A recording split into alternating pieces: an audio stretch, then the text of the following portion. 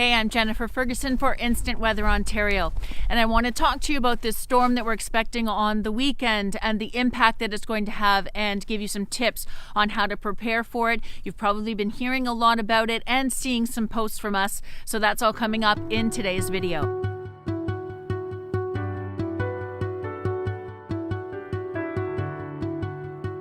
So let's talk about this storm that we're expecting for the weekend, and we're looking at that coming on Saturday and on Sunday. We're looking at rain, some snow, some freezing rain, lots of different things. The biggest impact is going to come on Saturday night and into Sunday as well.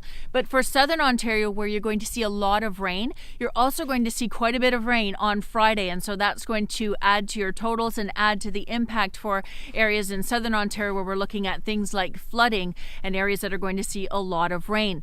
Now, there's a lot of disagreement in the models. We cannot be sure yet on who is going to see exactly what, but we can be sure that this is going to have a huge impact. Now, we are predicting between 50 and 100 millimeters of precipitation, and that's going to fall differently for different areas.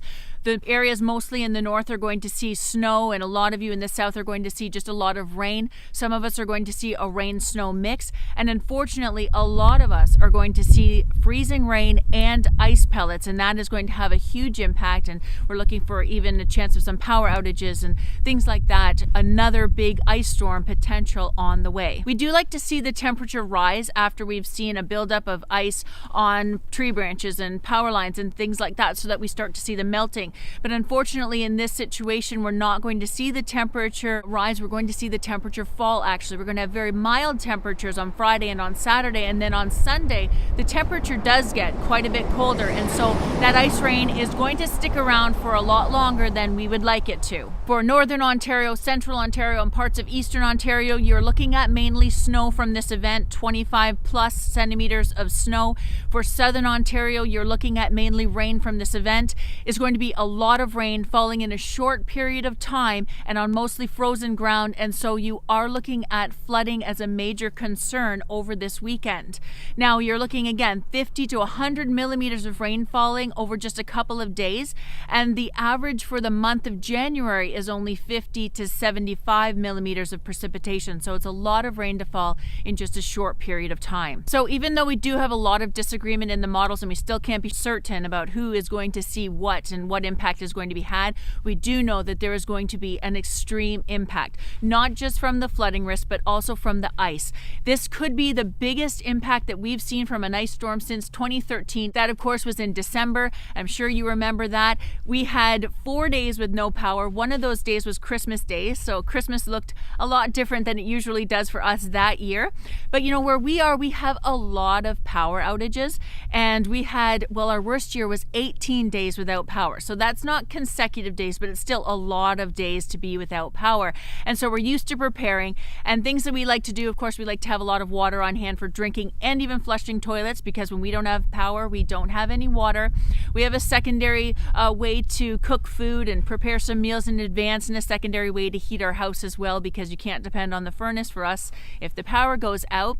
And then we also like to do things like charge up our cell phones and fill up some gas cans if you might need those. I'm sure you have a list of things that you like to do as well to get prepared in these situations. And the number one tip for being prepared is to know the risks. And I would agree, because you have to know what you might be up against in order to prepare for it. So with this particular storm, the two big risks are the flooding and then the possible power outages with the ice storm that we could be seeing. And again, areas that are seeing that, we're going to update you as information becomes available. But there are definitely lots of tips for both scenarios on the website. It is getprepared.gc.ca, and there's lots of other tips on that website as well. Even tips for using a generator or things like that. You may think it's as simple as turning it on and plugging things in, but there are some other things that you do need to know.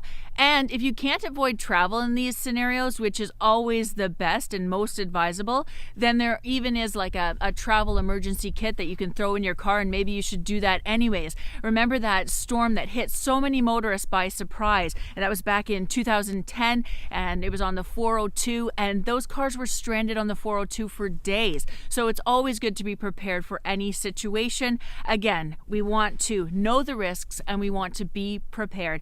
And we can help you with both of those. Follow us on Facebook, Instagram, and on Twitter. Now, if you run out of juice in your cell phone during a power outage, it's not advisable to use a generator to charge a cell phone or electronics because of surges. You can ruin the electronics. But maybe if you have access to a vehicle, you can charge your cell phone in the vehicle, or if you have one of those secondary sort of backup power sources, you can plug that in and give your cell phone a little more juice.